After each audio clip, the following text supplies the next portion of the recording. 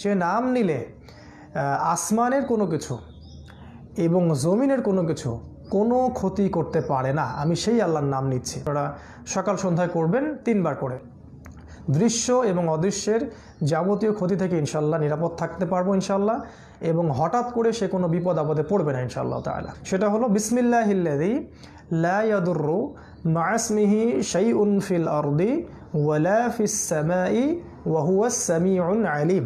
অর্থটা বলে দিচ্ছি আমরা। এই দোয়ার অর্থ হচ্ছে আমি আল্লাহর বরকতময় নামগুলোর মাধ্যমে, মানে বিসমিল্লাহিল্লাযী আল্লাহ পাকের সেই নামগুলোর মাধ্যমে আল্লাহর নিরাপত্তা চাচ্ছি। আসলে এটা ইনডাইরেক্টলি সেটাই বোঝায় যে নাম নিলে আসমানের কোনো কিছু এবং জমিনের কোনো কিছু কোনো ক্ষতি করতে পারে না, আমি সেই আল্লাহর নাম নিচ্ছি।